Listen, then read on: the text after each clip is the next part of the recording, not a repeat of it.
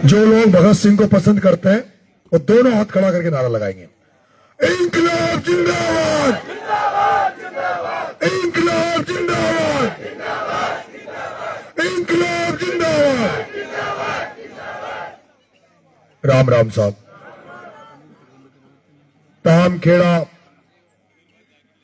तामखेड़ा गांव के मेरे पिता तुल्य पूर्व सांसद, पूर्व मुख्यमंत्री, वर्तमान मुख्यमंत्री,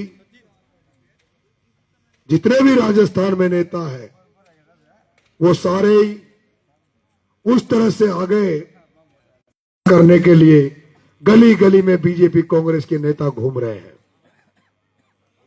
अब ये आपके ऊपर है कि आप चाहेंगे, आपको लगता है कि इस लड़के ने 25 साल की राजनीति में अगर जनता के लिए काम किया है, जो नरेश 14 बार जनता के खातिर जेल चला गया, जो नरेश आप उसको आगे भी जनता की सेवा करते हुए देखना चाहते हो, जनता के लिए संघर्ष करते हुए देखना चाहते हो, हमारे दलित भाइयों के लिए संघर्ष करते हुए देखना चाहते हो, तो इस चक्रव्यूह से वोट देकर 11 तारीख को गन्ने पे वोट देकर और बचा लेना, नहीं तो क्या।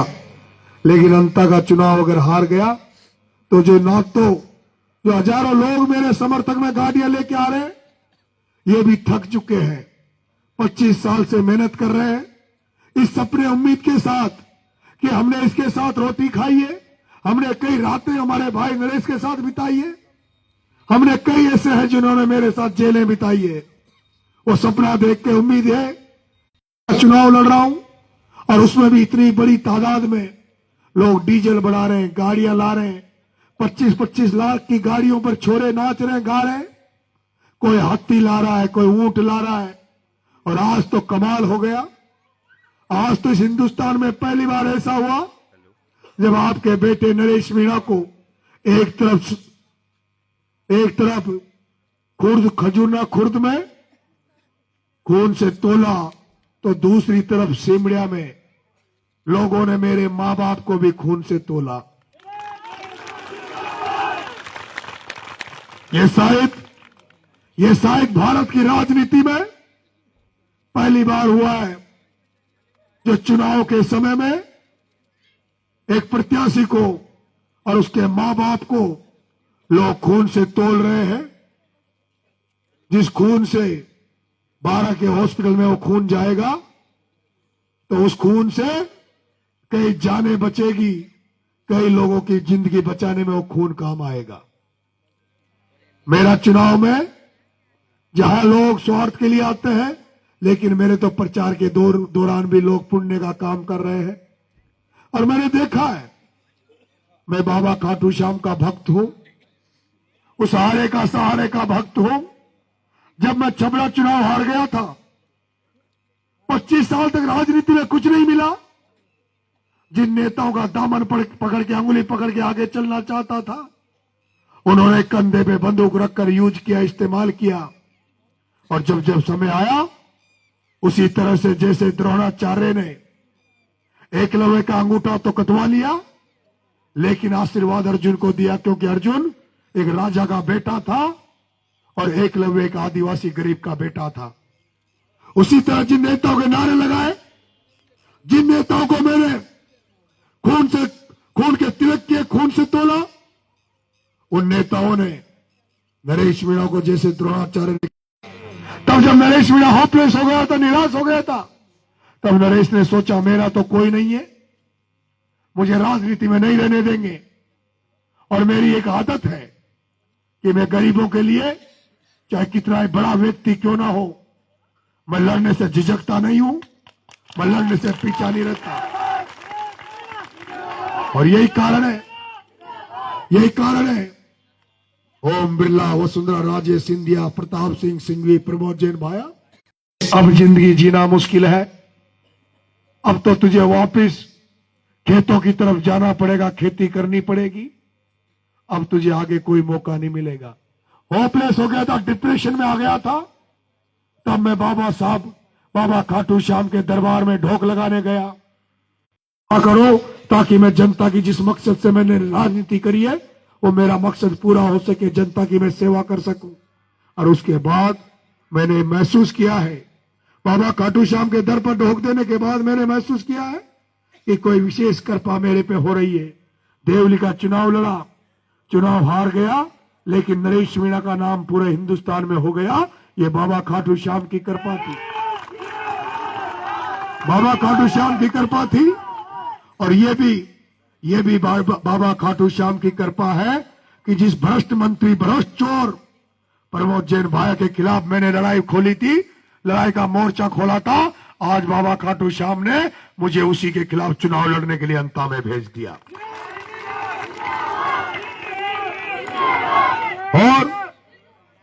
और ये भी बाबा खाटू श्याम की कृपा है, ये भी बाबा खाटू श्याम की कृपा है कि जब कौरवों की तरह बीजेपी कांग्रेस के सारे नेता नरेश को हराने अंता की धरती पे आ गए, तब उसको लगा कि मेरा भक्त अकेला है, तो बाबा खाटू श्याम ने बारिश बरसा दी ताकि किसान पठाले हो जाए, किसान फ्री हो जाए, ताकि नरेश को साथ देने के लिए किसानों के बेटे, किसानों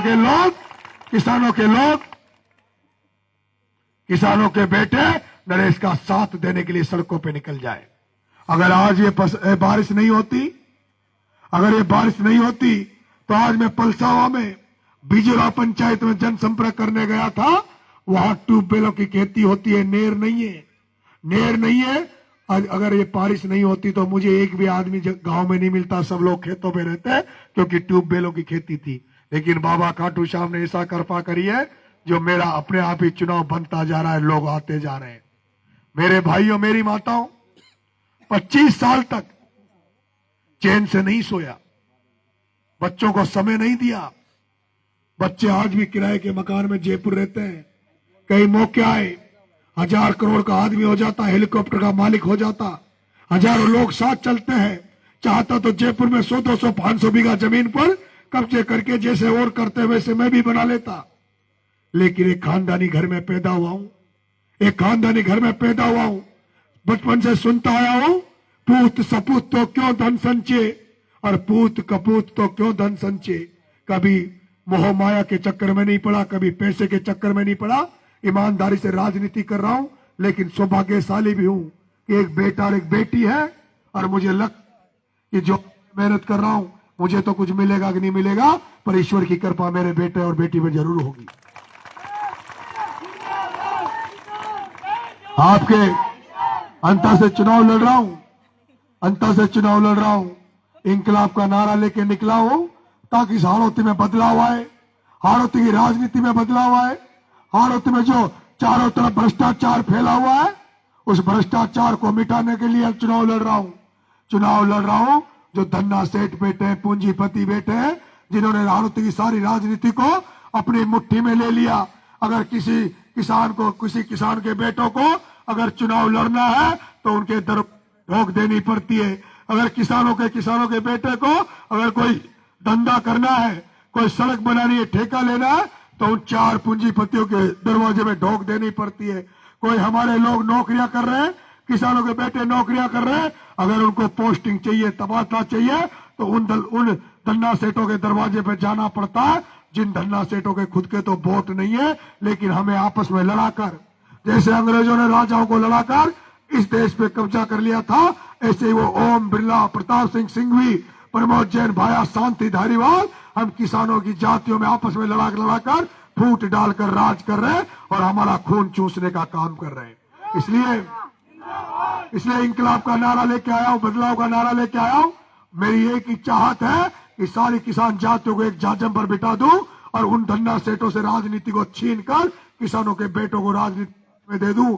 अगर किसान होते, अगर आज तुम्हारे यहाँ अगर किसानों के बेटे नेता होते, अगर किसान का बेटा एमएलए एमपी होता, तो जो फसल बीमा का पैसा है अब तुम्हारे हाथों में होता। अब तक जो बस बरसात की फसलें चौपट हुई है, उसका फसल बीमा का पैसा अब तक किसानों को मिल चुका होता। अगर किसान का बेटा दुष्यंत की जगह सांसद होता, तो अब तक आपके जो खाद के कट्टों के लिए जो खाद के अटैचमेंट के साथ कट्टे मिल रहे हैं, जो उस खाद का कट्टा 1800-2000 में मिल रहा है, ये बेईमानी आपके साथ नहीं होती, ये बेईमानी किसानों के साथ नहीं होती। इसलिए नरेश मीणा चाहता है कि ये बदलाव हो और अंता से शुरुआत हो। अगर अंता से आपका बेटा एमएलए बन गया तो ये तय मान लेना, अगली बार झालावाड़ 12 का सांसद भी यहीं का, इसी धरती का किसान का बेटा होगा, दुष्यंत नहीं होगा। और अगर ये बन गया तो उस ओम बिरला का अंत करने के लिए प्रहलाद गुंजल को कोटा का सांसद बनाकर नरेश मीणा आपको दिखाएगा। किसानों के बेटे होंगे। आज आपने देखा होगा, सुना होगा, मेरी सोच कितनी बड़ी होगी, मैं कितनी दूर तक सोच रहा हूं। आज तक आपने देखा होगा, मैंने एक भी शब्द मोरपाल सुमन के खिलाफ नहीं बोला। जबकि वो मेरा प्रतिद्वंदी है, जबकि वो हमारे राजनीति में, चुनावी समर में वो मेरे खिलाफ प्रतिद्वंदी है। लेकिन मैं उसके खिलाफ इसलिए नहीं बोल रहा क्योंकि वो भी किसान का बेटा है, वो भी माली समाज का बेटा है। चुनाव आजकल में खत्म हो जाएगा, चुनाव 2 दिन में खत्म हो जाएगा। उसके बाद मोरपाल सुमन नरेश मीणा गले मिलेंगे, क्योंकि नरेश मीणा चाहता है जो भी खेती बाड़ी करते हैं, चाहे वो ब्राह्मण समाज हो, राजपूत समाज हो, चाहे वो मुस्लिम समुदाय से हो, जो लोग भी खेती बाड़ी से जुड़े हुए हैं, जो किसानियत को पसंद करते हैं, जो व्यापारी जो शहर में बैठे हैं और वो जो किसान को खुशहाल बनाना चाहते हैं, किसान की आर्थिक रूप से मजबूती चाहते हैं, उन तमाम लोगों को एक जाजम पर बिठाकर इस हालती में बदलाव करना चाहता हूं। इस बदलाव में आप भी आगे आइए, ये चुनाव नहीं है, ये आंदोलन है। पहली बार आप लोग इस तरह के भाषण सुन रहे होंगे जो किसानों के हितों के लिए भाषण दिए जा रहे हैं। अब तक तो बीजेपी कांग्रेस वाले आते थे, आपस में गाली गलौज एक दूसरे को कहते थे, लेकिन आप पहली बार सुन रहे होंगे जब इस तरह की बात हो रही है। मेरी बहनों, मेरी माताओं, आप सभी किसान भाइयों को एक न्यूता दे के जा रहा हूं। आपको पीले चावल बांट रहा हूं, आपको न्यूता दे रहा हूं। 8 तारीख को परसों इसी मांगरोल की धरती पर एक किसान का बेटा, एक किसान नेता जो किसानों के लिए, कमजोर लोगों के लिए लड़ता है, इस राजस्थान का लड़ाका हनुमान बेनीवाल हेलीकॉप्टर लेकर मांगरोल की धरती पर आपके बेटे का समर्थन करने, वोट मांगने के लिए आ रहा है। मेरे भाइयों, 8 तारीख को मांगरोल की धरती पर इस देश का ऐसा वक्ता, जिसको जब तक आप सुनोगे, सुनते ही रहना, ऐसा वक्ता आप पार्टी, आम आदमी पार्टी के राष्ट्रीय नेता, राष्ट्रीय प्रवक्ता, राज्यसभा सांसद संजय सिंह भी 8 तारीख को उस मंच पर आपको बोलते हुए सुनाई देंगे। 8 तारीख को उस मंच पर वो राजेंद्र गुडा भी आपको सुनाई देगा, जिस राजेंद्र गुडा ने एक कुमार का गधा मर गया था लाइट से चिपककर, उस गधे को, जिसकी रेट 3000 होगी, जिस राजेंद्र गुडा ने उस गधे के मरने पर अय्यन जयन के धरना दे दिया था और उस गधे के 60,000 कुमार को दिलाए थे, वो मुआवजा 60,000 का मुआवजा दिलाने वाला राजेंद्र गुडा भी आपको उस मंच पर बोलता हुआ दिखाई देंगे। उत्तर प्रदेश से समाजवादी पार्टी के विधायक अतुल जी प्रधान, वो भी आपको मंच पर नजर आएंगे, हमारी बैठ। और उसके साथ साथ इस हाड़ौती के वो सारे क्रांतिकारी साथी जो आज मेरे साथ खड़े, वो तमाम लोग आएंगे। इसलिए पीले चावल बांट रहा हूं, निमंत्रण देके जा रहा हूं। मेरे पास व्यवस्था नहीं है, आप अपने खर्चे पर मांगरोल आना। मांगरोल में सभा करेंगे, उसके 3 बजे के बाद मांगरोल बना दो। जो वसुंधरा जी, भजन लाल जी और कांग्रेस के नेताओं ने भी रोड शो किए थे, उनकी आंखें खुल जाए कि रोड शो तो इसको कहते हैं जो नरेश मीणा के साथ किसान रोड शो निकाल रहे हैं।